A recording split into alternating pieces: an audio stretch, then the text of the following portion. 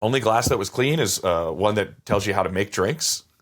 Martini glass. It's like a mixing glass of glass of 2 water. parts vodka. If you're looking to make a Tom Collins.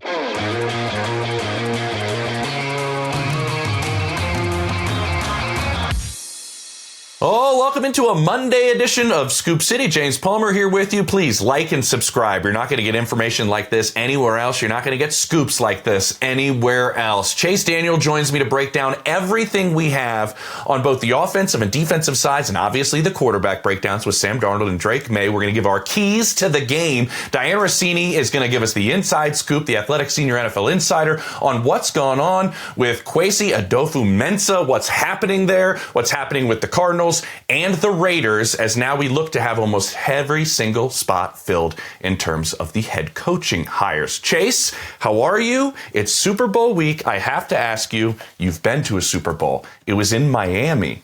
What is Super Bowl like? Tell us from a player's perspective, because we all see, the glitz and glamour side of it. But first off, there is a lot of downtime in that hotel for a number of days. What do you do to fill your hours? I mean, look, I can't, first of all, I can't believe it's Super Bowl week, right? Like I always find it awkward that week of like covering media now, like the week before the Super Bowl. Cause I'm like, well, what are we talking about? Mm-hmm. Like, you don't really want to get too granular with the game. You don't want to do all this. And then finally it's here. And then it just seems like never ending for you guys, right? It's like draft and combine and head coaches and that's why football is the greatest sport. But so I went to a Super Bowl my rookie year, which is probably the worst thing that you could possibly do, because you're thinking like, oh, it's so easy to get to, like it's so this and that. And if you remember that 2009 Saints team, which is crazy, we won 13 straight games. And so we were 13-0. And then we lost our next 3 games going into the playoffs, although we had secured the number 1 seed.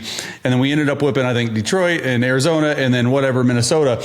And I just remember the kick. You remember this game, the Adrian Peterson, Brett Favre, Drew Brees NFC Championship game where Garrett Hartley kicked that game-winning kick. And I think it was like the New Orleans radio call was like, "When pigs fly," or something like that. New Orleans Saints are going to a Super. Like, I'm getting you're feeling it right now. Talking about it. Yeah, because it was so cool. And I was a 3rd string quarterback, and in the playoffs and most of the season I was behind Mark Brunell and obviously Breeze. And the second that kick went through, so let me just take you to teams like the Seahawks and the Patriots, right? Like, I know the Patriots stayed another night in Denver. Seahawks it is just once they went, it is just a massive party for 24 hours. Like it is like beyond what you can imagine. It's just coaches are letting loose, players are letting loose, but it's like straight up 24 hours. Like that's what it is. Like, it's a really fun night. I think you have off that Monday going into it, and then we're going back a little bit. Then the Tuesday through Saturday routine pre-Super Bowl week. It is literally like in your facility. It is in your facility. And I remember like Sean Payton coming up, and I think it was like the Tuesday morning meeting. You don't really have practice like that Tuesday. And all he said was like, guys, like, we're going to install the entire game plan pre-Super Bowl week. But the main thing I want you guys to do is get rid of every single distraction you could possibly have. And what does that mean? Well, think about all the tickets that everyone wants. Think about all the hotel rooms. Think about your mom. Think about your niece. Think about your nephew, your second cousin. There's so many people just asking. And that's the week to get it all over with. Like, I think you can buy up to 15 Super Bowl tickets, but you buy them at face value. You're not giving them. I think you're giving 2 free tickets for a lot of people out there. They don't realize that. Yeah, 2 comps and you're paying the rest. 2 comps and you're paying the rest, and they're expensive. And then you're like, get travel plans, get all that stuff. And then for us, and I think this is how it probably is, the Wednesday, Thursday, Friday is a normal practice. Like, you're having practices, it might be a walkthrough, but you're installing that whole week. So it's really not an off week. You have the whole game plan installed when we went down to Miami. There's some teams, Chase, that do a day in pads during that week. Yeah, that have done it over the years. I think that's probably pretty smart, because it's, we did pads on Thursday of Super Bowl week in in Miami. We practiced at the University of Miami. We did pads Thursday, and it was like it was like 2.5 hour Sean Payton practice. So it was crazy. But when you get down there, and I think what most teams get there Sunday, they go in Sunday night. Mm-hmm. And when you, for us at least, it was get in Sunday night, and Monday is like the media day, right? But Sunday, Sean Payton, I remember when we landed, he's like, this is your one night. This is your one night. Curfew is 1 a.m. Go out, enjoy it, have a great time, do all this. And so Sean Payton gave like the offense, like Breeze, his credit card and was like, take him to like Catch 112 or like whatever those fancy seafood places are. So we ended up there. Joe Stone We Crabs. went to a bar. Yeah, Joe Stone Crabs, all that stuff. I think it was like Prime 112 or something. I don't know, something like that. And I remember, this is crazy. A lot of people haven't realized this. We had people checking to see who missed curfew, and I believe we had a bunch of people miss curfew that night. And media day was not all it was like it is, but we ended up like having a come to Jesus meeting with Sean Payton that next morning, Monday. He was like cussing us. You guys don't even know we gave you the one night. And that was like our lock-in moment. Like, okay, here it's time to roll. Do you think he did that hoping you break curfew so that he could do there's that? There's always something like that for Sean. Yeah. And it totally locked us in. And then like for us, it's like a normal week when you get down there, but you have family come down. So, the Wednesday, Thursday, Friday, your big practice days. Tuesday, it's just a lot of time in the hotel room. But I think Sean and I think these coaches do a good job. Okay, let's get out. Let's try to just keep your normal routine. Let's do all this. And then obviously like the game is way different because the warm-ups are way different. The halftime's way longer. We took off our pads at halftime. I mean, it's a long-winded response. We could do a whole episode on it, but it's very, very, and Sean had never been to a Super Bowl, but he called around, and all these coaches called around how to handle each and every day. Mm-hmm. So it's a lot, but it's a unique week, man. Yeah, it's unlike anything else. I remember having the conversation with Patrick Mahomes after he had been to a few of them, which is so wild early in his career. Yeah, he's been to a few already. of them. And he was like, with all the downtime, I have to stop myself from watching film. I have to keep myself on the same film routine I would do if I was a normal week, because then I'll drive myself nuts. Then I'll start doing too much. Yeah. And I just got to stick with what I would do during a normal week and how I go about each day of the entire week. Okay, so that's how you handle the entire part leading into Super Bowl Sunday. Yep. Now Chase and I are going to give you the keys to Super Bowl Sunday for both the Seahawks and the Patriots. We're going to start, Chase, with Sam Darnold and the Seahawks offense. 8th in total offense, 3rd in scoring, 8th in passing, 16th on third down, 6th in yards per play. When you look at this Seahawks offense, specifically with Sam Darnold, what is the key to victory in putting points on the board against a very good Patriots defense? Yeah, the Patriots defense, I think, is a lot of of all the 4 units we're going to talk about. I think the Patriots defense does not get enough credit for how good they are, how much pressure they bring, all this stuff, right? And so it leads to Seattle's offense. I think the biggest thing, this sounds so simple, and these keys are so simple, but you talk to anyone, any coach who's played, any player who's played, anyone who's been in this Super Bowl game, it literally comes down to fundamentals. And the fundamental thing that the Seahawks have to do, they have to protect Sam Darnold, and Sam Darnold cannot throw turnovers. Like, he cannot turn the football away. And I think that's sort of what, coming into the game, I think 20 turnovers, it's the most in the league behind Geno Smith, or maybe the second most in the league behind Geno Smith. I don't think that Sam Darnold can turn the football over, because if you just look at it on paper and you look at JSN, you look at Cooper Kupp, you look at Shaheed, you look at Sam Darnold, they're all playing really well. And the thing, when you look at their losses, what's really stood out to me is if Sam Darnold turns the football over, I think that's where they're going to get into some major trouble. I love Klint Kubiak, and we're going to talk about him possibly taking the Raiders job. I think he's the whole key to this game, though. And he has to do a good job of putting Sam in the right positions early to let Sam get the game under him. Because it takes a quarter and a half, 2 quarters to be like, okay, forget about this. It's just a game. And so I'm going to be looking really closely at how does he call the first 15? Because when I was with Sean Payton, Sean Payton's an offensive genius. He had 2 weeks to prepare for the Super Bowl. He had all this stuff. Do you know what our first play was? Our very first play in the Super Bowl, green right, slant 60 base, a fullback dive. That's what we started the Super Bowl with, because it's just okay, everyone get there, because people, they get so hyped. So I do think like how Sam Darnold handles this week, how he handles the expectations, how he handles the different pressures that the defense from the Patriots are going to bring. But you can't turn the football over if you want to win this game.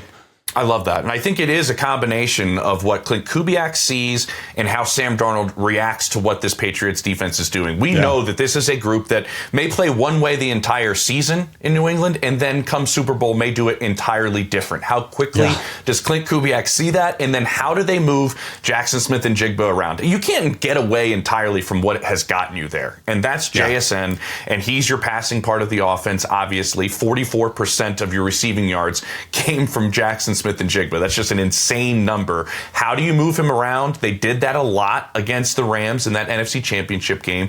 Does Christian Gonzalez follow him around? I'm not entirely sure that would happen. Just I don't think the way JSN is built, Chase, that's kind of the type of player that Gonzalez actually thrives against. He's more of like a Nico Collins, a Drake London type of big body guy, and that's really not JSN. So how do they move him around to find matchups? How does maybe somebody else step up if there is so much attention given to JSN? How does Klint design things for a tight end in space across the other side of the field? Things like that. I'm interested to see Cooper how they Kupp adapt. too, right? Been there, done that. A lot of people are going to lean on him this week in Seattle, right? He's got a ring with, obviously, There's he's only one of the 4 guys better on receivers. that team that have been to a Super Bowl. That's it. Exactly. And I think he's one of them. And I do think, to your point in JSN, I do think that what I would do is I would put him in the slot as much as possible, get him matched up on linebackers and safeties. I like the corners for New England, but I would keep him away from Christian Gonzalez at all costs. Yeah, that's a good call. He was 80% of the time outside this past year. Yeah, and then you saw in the NFC Championship game, they put JSN all over. In the backfield, they've had success, and I think that was really fun to watch. All right, for Drake Maye specifically, man, the 23-year-old in the Super Bowl in just year 2 in the NFL, we've seen this offense obviously struggle against some outstanding defenses in the postseason so far, and in some wild conditions. We'll put that in there as well. What do you see for Drake Maye and Josh McDaniels, what they want to do against what many believe might be the best defense in football, right up there with Houston and what Seattle's doing? Yeah, I mean, the run of defenses that Drake Maye has had to face, if he was able to get through to the Super Bowl, I mean, it's unbelievable, right? I think John Elway's the only other person to face top 5 defenses in all 4 postseasons. I mean, it's absurd what he's been able to do. And I think for the most part, Drake has played really well in the regular season. And then there's some times in the postseason where it's like, man, okay, like I actually thought he played really well against the Houston Texans, because you have to hit these one-on-one matchups, 3 touchdowns, and you have to do that. I don't think you're going to outsmart. And I love Josh McDaniels, and I think he's done a great job. I think this is like his 9th Super Bowl, so he knows better than anyone how to call plays to get a quarterback in rhythm. But he's had Tom Brady. He's hadn't had Drake Maye, right? And I think that's the thing, is like, how do you start this game? You have to get Drake Maye into a rhythm. And when you look at their offense, it really doesn't get spicy, I would say, until like the second half. Finally, you're getting Drake Maye like in rhythm.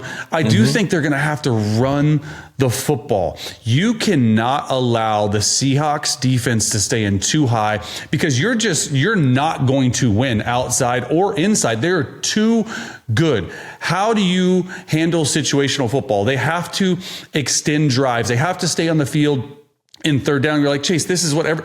No, specifically, there has to be a game plan. And I think what has separated Drake Maye, and a lot of people haven't really realized it unless you're really diving deep, is his legs. He's able to escape the pocket. He's able to scramble out, and not only scramble to run, but scramble around to throw. His legs are going to be a big key in this game. I think the over-under rushing yards is like almost 50, which is crazy for a quarterback. But I do think that he's going to have to run for 50 some odd yards to then get this defense out of this too high look. But his legs and how he starts early is a huge key. I love that. I'm going to talk about this Seattle defense a little bit in that too high. I love that you brought that up.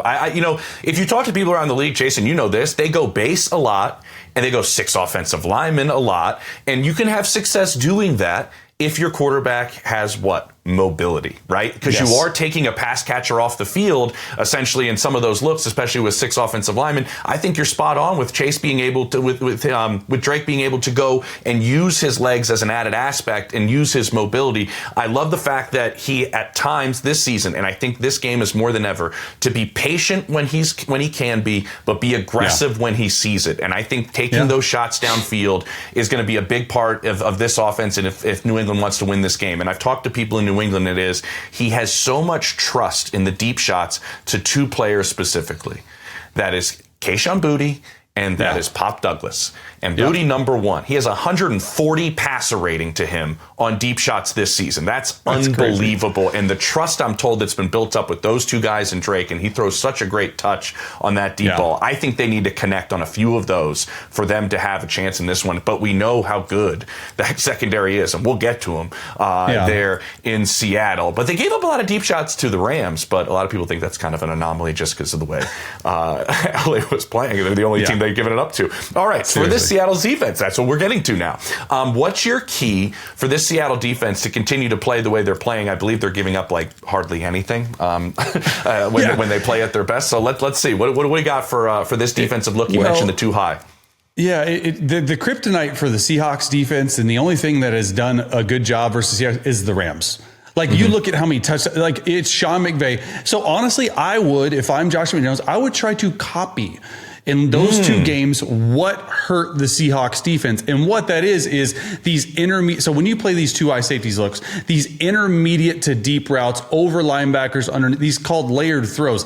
You have to be able to throw the football in the middle of the field. This Seahawks defense is built so good at corner where they're pretty much just locked down, in my opinion. They just don't allow a lot of just like hitch routes or stop. You have to do these like wrap routes. You have to get in the middle of the defense.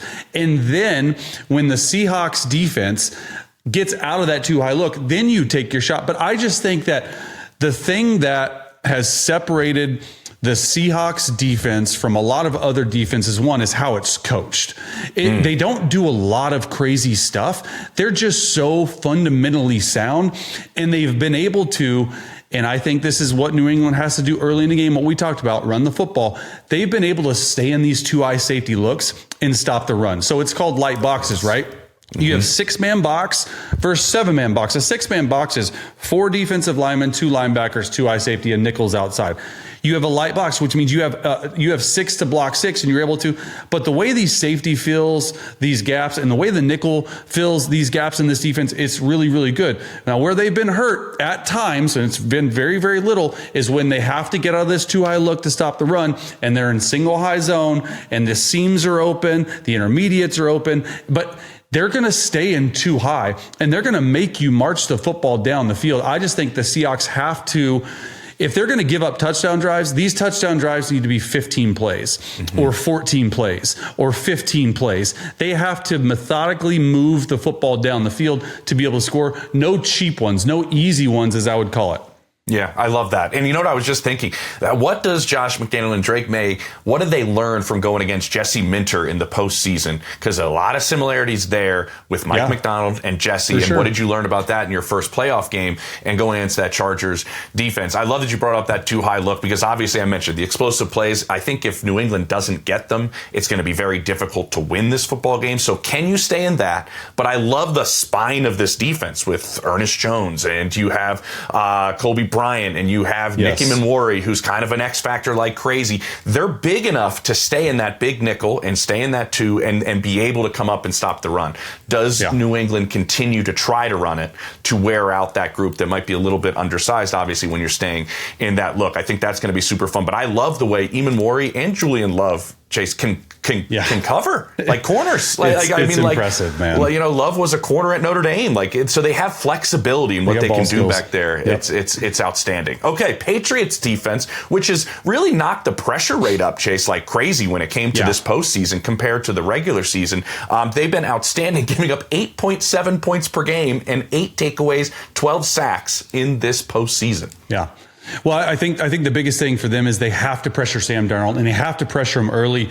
You look at their playoff games, in the first half of some of these games, they sort of sat back and let the game come to them. And then the second half of a lot of these games, they are just, we are coming after. And that's when they're at their best, although it gives them one-on-one shots outside.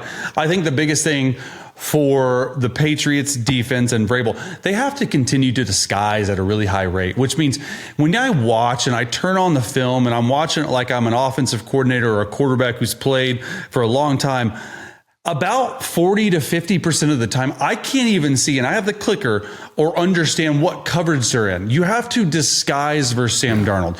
Like, they're going to motion, they're going to do this and that. So they have to be really, really good with their checks. A lot of defenses call two coverages in the actual call. So if you're in slot formation, you're running this. If they go to pro, you're running this. If they're in two. So you have to be really on top of that. But I do think from the start, if you hit Sam Darnold early, and this was a key to the game for the Rams, for Sam Darnold, if you hit Sam Darnold early, he's shown at times to sort of go into a shell. Can you get to him early? Can you affect him in his psyche? That's the biggest thing for me. Yeah, I love that. And, he threw a league-high 7 interceptions when blitzed. I'm curious if they blitz. Do you think they have to, Chase? Because they're blitzing at a rate of almost 40% during the postseason. If you compare that to the regular season for New England, at 27%. Do you think bringing almost extra guys is something that they want to do to create that pressure? And I'm also looking at the interior of that defensive line. Milton Williams and Barrymore just been outstanding, and that has been, Milton is outstanding. I was talking to Zach Allen about him the other day, and Zach was like, bro, he is so good. Like, he is so fast. He is so quick. He is so powerful. He's got moves. Like, he's like, dude, he can do everything. And that has been, if you want to look for some sort of a weak spot with this offense, it is a little bit of that interior part of the offensive line for Seattle. So it'll be interesting to see what happens there. But I love you said, change the picture on Sam, right? See how late you can change it and how you can do it. All right, so your X factor is going to be, I got two. I cheated, but give me your X factor. So, I didn't cheat. I mean, I could have 5. I'm going between a player and a coach, but I do know that, like, coaches can prepare, but Sean Payton and Andy Reid always used to say, hey, players win, not play. So I'm going to have to go with a player. Honestly, I think I'm going to go with Cooper Kupp. I love it. I like JSN's going to get most of the targets, but on third down in these situations early in the game when Sam Darnold needs a play, and the Patriots, man, they're not going to let their number one beat them. Like, I would double team JSN. Cooper Kupp in the slot. He had a touchdown last game. He's been there. He's done it. Look for him to have 50 to 60 yards, but maybe 2 to 3 major third down conversions when JSN's doubled. I think he's the go-to. I think that's the X factor in this game. I love that. And maybe one of those being like a key red zone target where JSN draws some attention or whatever. Yes. I mean, that's what's happened. I mean, you're seeing edge guys, right? Chase drop early on the side that JSN's on to make sure you don't get that quick slant. Or teams have tried everything 1,000%, because they know the football is going over there. My X factor is going to be another receiver on this team. Rashid Shaheed, I would say. I knew it. I love that. I love it. I love it. You know what I mean? We've just been kind of waiting, and maybe this is a slow burn. I mean, obviously, you're going to give that attention to Jackson Smith and Jigba, and I do think Cooper Kupp could benefit. But also, you can't sleep for a moment on a guy that runs a 4.3 down the field, and maybe Shaheed is that guy. And I saw this stat, and this is why it came up to me. An in-season acquisition has scored a touchdown in each of the last 5 Super Bowls. Where do you get this when stuff, did Rashid Shaheed join this team at the deadline? I love that so much. I love that one. Maybe that's just a Sam takes a shot at the perfect time, and Shaheed's that guy. The other one I had was kind of Josh McDaniels, because he's just been... They can do something entirely different, right? Like, you could see New England just do something entirely different come this Super Bowl with 2 weeks to prepare him. Yeah. Just unbelievable. That's a guy, this is his 13th season as an offensive coordinator where he has had a top 10 scoring offense. That is just bonkers. Some guys are better coordinators. Yes, that's it. Well said, Chase. Well said. All right, coming up, we got Diana Orsini joining us. We're going to break down what's going on in Vegas, Arizona, and Minnesota. Unbelievable reporting there with the Vikings and parting ways with their general manager next on Scoop City. All right, welcome back to Scoop City on a Monday. I teased it. Here she is. Diana Orsini, the Athletic Senior NFL Insider, joins us from parts unknown. Diana, where are you right now joining Chase and I? I am fortunately safe from the earthquake that hit in San Francisco. Yeah. Early this morning, it is day one of Super Bowl week, and I am at the Pro Bowl practice, which is why you're going to hear my sounds probably a little different than yours. I'm getting ready for the practice to start in a few minutes here. So I'm glad to pop on and kind of rip through some of the stuff that's been going around. Yeah, awesome. Yep, you sound great. You look great. Hair looks great. Chase loves it. Okay, hair's long. Let's get to the goods here. Super Bowl hair. Let's go. Let's get to the goods. You're reporting with Alec Lewis on what happened in the firing of Kwesi Adofo-Mensah is outstanding. Everybody go to The Athletic and read what happened, what transpired. You won't get that coverage anywhere else. Diana, you were all over this for a period of time. When it finally happened, though, did you have a moment where you said, this just isn't going to happen? It's taken too long? Take me through the process. It's a good question because I definitely... So Alec Lewis, who covers the Vikings for us, he and I talk every day. And we wrote the story of Kwesi essentially being fired early January because we really felt good based on our conversations with people that he was going to get fired. And then things changed and ownership met and I was told that's not happening. So because this coaching cycle got so busy, I kind of forgot about it, actually, to be really transparent with you. And I just went back to covering the stuff that I've been covering with you guys. And I got a text from Alec the morning of it and was like, you're never going to believe this, but I think the Kwesi firing may really happen now. I'm like, what? It's the end of January. It's almost February. So we did some digging on it and we found out that ownership then made a decision after 3 weeks. So they met initially right at the end of the season. They had conversations with people in the building. They had really healthy conversation, from what I understand, about is he the right fit for what they need moving forward? Is he the guy? Is he going to be the best drafter? Is he going to be the best roster builder? And I feel like I should really emphasize this. And I know football fans may not care about this, but I do think it's important to add. Kwesi is really well liked in Minnesota in the building, right? Players, coaches, that he is one of those NFL figures where it's very hard to find an enemy, or he doesn't really have many because he is a really good guy. But when it came to, I think, some of the management of this Vikings team, I think that's where some of the question marks were, which is why this team decided to move forward. What changed though? Like, because he was getting fired, then he wasn't, and there's a lull, and he was at Senior Bowl practices on a Tuesday. He gets fired on a Wednesday or Wednesday. Yep. So why all this? I mean, this is very, very weird timing. Was there something that happened in between that to be like, okay, that's the last straw, or like, what's the deal there? So I asked some people that are close to the situation about that, because doesn't your flag go up of like, wait, did something happen? 1,000%. You think an HR issue, you just think of everything because why now? And there are theories. Nobody has exactly what happened. And probably the best and most common theory I received was Sam Darnold playing in the Super Bowl. Wow. That ownership. Greener grass. Wow. Watched a player that this team decided to move on from in favor of JJ McCarthy. And I think that there were some, the way it was explained to me, I think there was a little frustration there. So, but wasn't that Kevin O'Connell's decision? Because KOC runs, it's his quarterback. Wasn't that some of his as well? Chase, we could do a whole show about the dynamics of power there, because you're right. Yeah.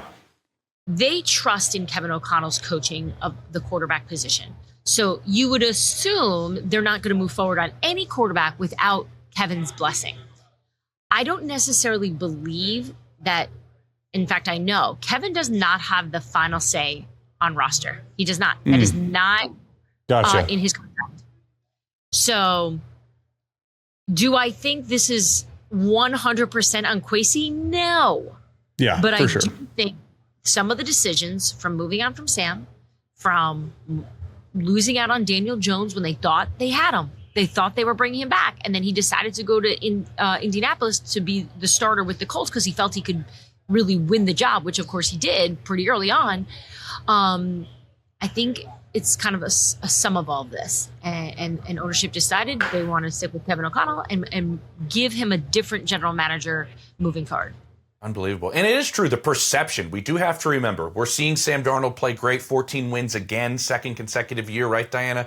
But the perception of Sam Darnold did dramatically change at the very end of the season. Like, it was like, he's got to come back. He's their guy. And then the wild card game happened. Remember those locker room videos? You weren't with us yet, but Chase and I... it was insane. Played it on the show because we were so inspired, impressed, kind of like intrigued by Sam Darnold's leadership because we had never seen him like that. The guys were like, unbelievable. So you're right, and there was a little bit of can Sam not handle the big moment? And guys, out here in San Francisco, that's a question people are asking too. Can he handle this big moment? He proved in the NFC Championship game he can. But can he do it now on the biggest of stages? So I do want to hit one thing because part of the reporting that Alec and I did was how outside of the box Kwesi was as a hire. Yes. You know, he wasn't a traditional type of general manager. And I do credit the Vikings for going in almost like a different style to see if that could work with Kevin O'Connell, who I do believe is a really good adapter of people. And it was a good marriage. And they, by the way, they have a good relationship. Okay. But one of the things Alec and I shed some light on in our article was that, you know, something that made Kwesi a little different was after the birth of his first son, he decided to take 2 weeks off during training camp for paternity leave. The Vikings were supportive of that. I was there at the training camp with the Tennessee Titans in Minnesota when he was not there. And there is definitely some chatter on the field about it because it's just so unheard of for guys taking paternity, taking time away. But the Vikings were cool about it. Like they were like, look, he's still meeting with us remotely. It just was different. Like, I don't want to say the Minnesota Vikings were excited about it, but they understood it. It just, I think when someone does that for the first time, it just takes a little bit of time for people to adjust. Interesting. What I think about with that, Diana, so because that part jumped out to Chase, it jumped out to myself. I think almost everybody that read it was looking at that aspect going, you know, Joe Brady, and you mentioned that in the article, just said, I missed the birth of my child. But to me, this is a next man up league. That's what it's built off of. If somebody's not there, next guy steps up, we don't miss a beat. I don't feel like your organization's very good if the general manager can't work remotely for 2 weeks. Like, I just think if that's a problem, it seems like it wasn't with the Vikings. Diana, was it a problem in terms of his perception moving forward with others? Look, I was giving my 2 cents, by the way, on that too. I think it's wild to think that the guy's not a good. A lot of people don't understand, James. No, and I appreciate your opinion on it. And I think with the three of us, we're all parents. You two are dads. Like I appreciate and respect it, but we also know what this league is like. And you just said that and mentioned it. But I think something that I never shared with you guys on the show was this has been talked about for 2 years around the league. People are gossipy and they've been whispering about it. They've been making fun of it. And again, I have no opinion of it. I'm just reporting what's been going on for 2 years about this paternity leave. And this is the first time it's been put in print for fans to see. And you see the reaction from the fans versus the league. Fans think it's crazy that no one accepts that. But in the NFL, this was... That's what I'm saying. From a former player's perspective and a 14-year guy who has 3 kids, this league takes so much from you. And you can't focus... And I've been in there before and I've done this. You are so focused on the task at hand. I've never heard of anyone taking paternity leave. That is his right. That is it is. But I'm telling you right now, when you sign up for the NFL, you sign up for one of 32 jobs in the world where take a day, your son or daughter's born, get back to work. And fans will not like that. I get that. There's so many sacrifices that you have to make. And I'm not saying if he missed 2 weeks, he can't do his job, but it's not normal. He didn't stop working for 2 weeks, by the way. Yeah. I get that. But James, you know, and you've covered, and I've played. It's never, and I think the reason why there's so much blowback on it, Diana, it's just never happened before. And I think around the league, it's never happened before.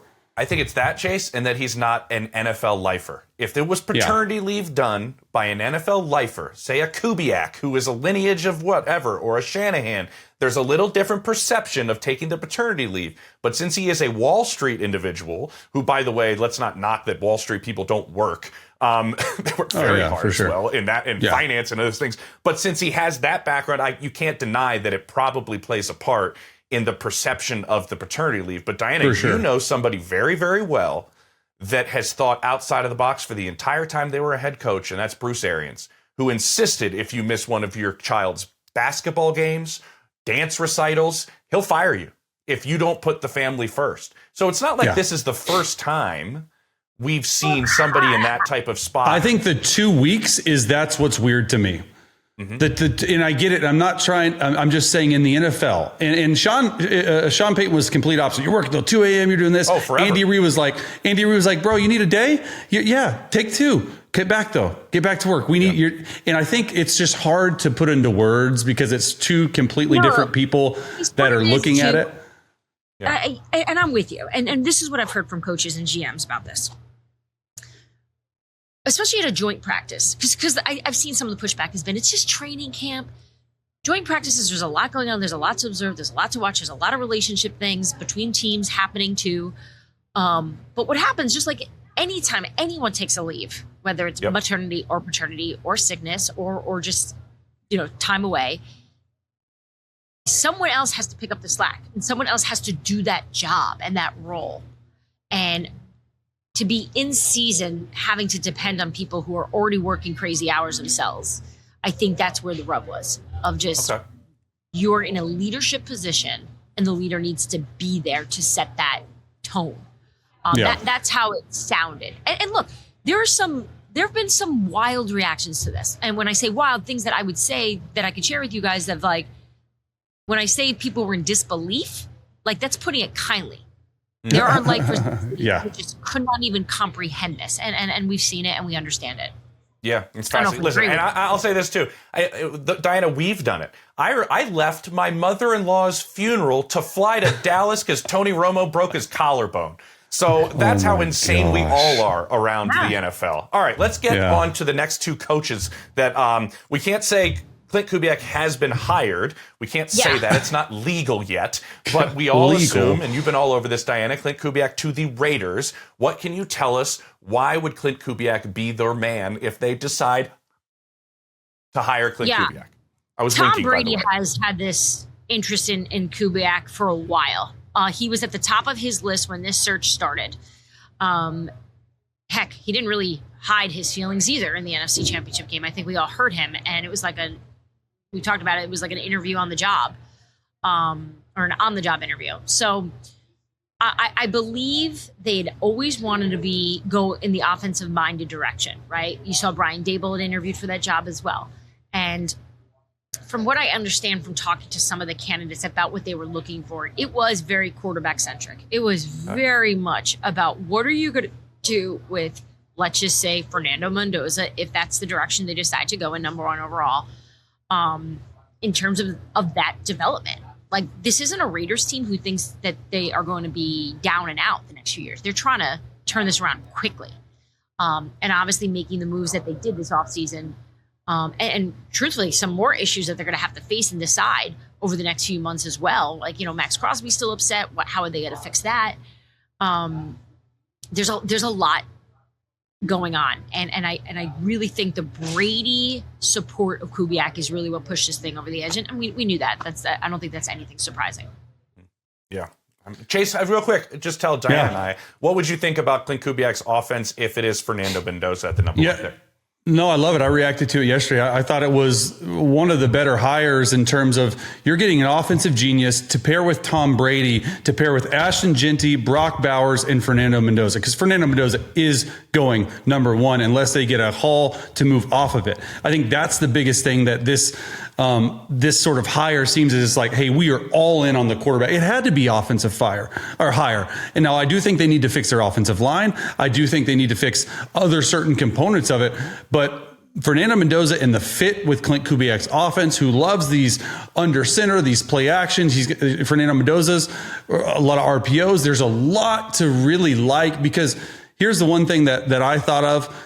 if it was anyone but Fernando Mendoza in this draft, they couldn't handle Klint Kubiak's offense, because I don't know if they're as smart as Fernando Mendoza is. I think you're in there day one with Fernando Mendoza, and you're able to run the full gamut of offense, shifts, motions. That's just the type of IQ guy that Fernando Mendoza is. So I absolutely love it. I think that's great. I thought there was a little interesting nugget before we get to Mike LaFleur. Diane, I know you got to run to practice.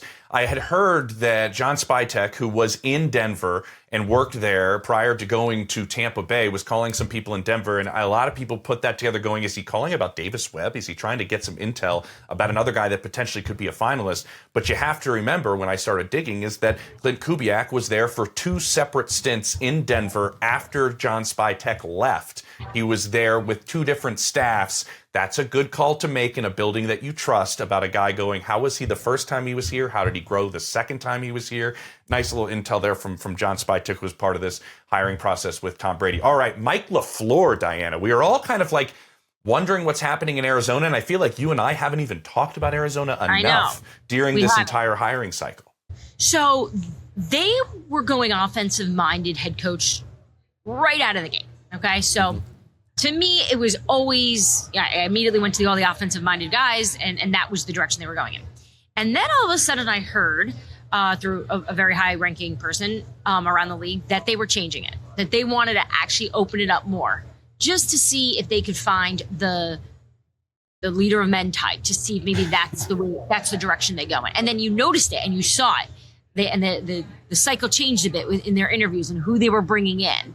And then it came down to Raheem Morris, Anthony Weaver, right? Defense. Mm-hmm. And then Mike LaFleur. And I just think when it came down to it, they were going to go with what they originally felt. As well as Weaver and Raheem both interviewed, and I heard they did very well. In fact, they both did very good in all the other interviews as well. Which, James, I don't know if you've done this yet, but I've been asking a lot of teams who interviewed poorly. I'm working on that right now. Yeah. Those are very interesting because I've gotten different answers. Oh, I can't wait to hear this. I haven't had a consistent person that interviewed poorly in all. I actually had one candidate who bombed in one and was the number 2 choice somewhere else. Wow. And just so interesting what teams are looking for. But back to Mike LaFleur, offense, I'm always going to think the tree he comes from is an important part of his image and what he's about. And I think they're going to try to figure out what they want to do with Kyler here, which is why I think Mike LaFleur was brought in. Yeah, I was going to ask you real quick. I know you got to run. Anything on Kyler? Do you think there's any sort of information there yet, or it's too early? I think it's early, but I think there's a belief in trying to make that work. Whereas I didn't feel so strongly. I didn't feel so strongly saying that 6 months ago. Wow. I think there's conversations. There's going to be conversations, and we'll see where that goes. Okay, outstanding. All right, run to practice. We love you. We'll see you on Wednesday. I love you guys too. Super Bowl week, we're here, guys. We did a whole season together. Let's we've been doing this. This is awesome. So we're doing it. I'm down on the ground. I'm hustling for us. And next show, hopefully, I'll drop some more nuggets for you. Awesome. All right. Love you. All right. Bye. I love that I squeezed that last question in there. Diana giving us a little nugget on Kyler Murray. Love it. All right, coming up, one last segment here on Scoop City. Chase and I are going to give you our Super Bowl predictions. On Monday, what? Yeah, we're doing it. Next on Scoop City. All right, welcome back to Scoop City on a Monday. This show, Chase, has been unreal. We got everything covered. Great show. Except your Super Bowl prediction. We're doing I need a score. I need an MVP. Well, look, I didn't know we were doing. All right, so I go back and forth. It's so early, it's Monday. We're filming the show on Monday, and I'm like, there's 6 more days, so I'm sure this will switch. But as of today, I think it's the Seahawks, and I think that it's not particularly close. I'm going to go Seahawks 31, Patriots 21. I like the Seahawks in this game. Here's what it comes down to in the end. I think Sam Darnold's probably going to win MVP because it's a quarterback. Quarterbacks win MVP, whatever. Throws for a couple touchdowns, maybe 200-something yards. The whole thing to me on this matchup is I just don't know. Bearing some special teams touchdown or crazy amount of turnovers from Sam Darnold, I don't know if the Patriots can score.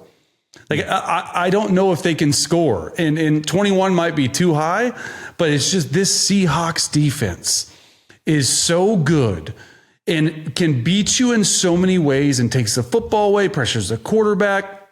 Drake Maye's only in his second year, and I know Sam Darnold. Both these quarterbacks are inexperienced in Super Bowl. I just think that the team from top to bottom is just better. And I do think coaching matters. And I think, both coaches, great defensive guys, all that stuff. I just think Seahawks are just too much.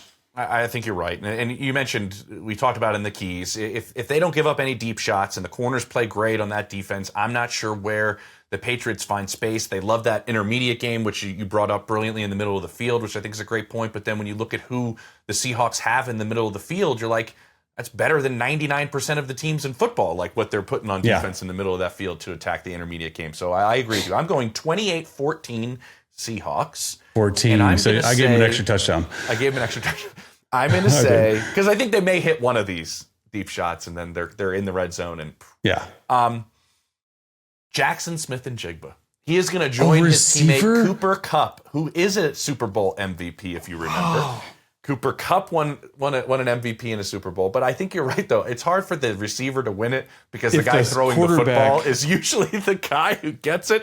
I just want him to win. I don't really bet, but I wonder what you could win on that bet if JSN went, because it's got to be unheard of for like a receiver. I mean, Cooper Kupp I don't know. It's tough. He joined his Cooper Kupp, lead the NFL in receiving Offensive Player of the Year and win a Super Bowl. I think it'd be him and Cooper Kupp. I think that would be it if he wins Offensive Player of the Year. But I don't know. Who's your pick there, real quick, before we go? For what? Offensive Player of the Year. Oh, gosh, I don't know. Who do you have? I like him. I think McCaffrey was unbelievable with all the injuries. McCaffrey's up for 2, right? He's up for 3. Comeback, offensive, and MVP, right? Isn't he in the MVP? I like McCaffrey a lot. I think McCaffrey might be the pick. That's a good pick. Yeah. That's outstanding. All right. For Chase Daniel, Diana Rossini, James Palmer here. Outstanding Monday show to start off Super Bowl week. Stay tuned, like, and subscribe because you don't want to miss any of the inside scoops here on Scoop City. Thanks for watching Scoop City. Don't forget to like, subscribe, and feel free to leave a comment. New episodes of Scoop City drop every Monday, Wednesday, and Thursday.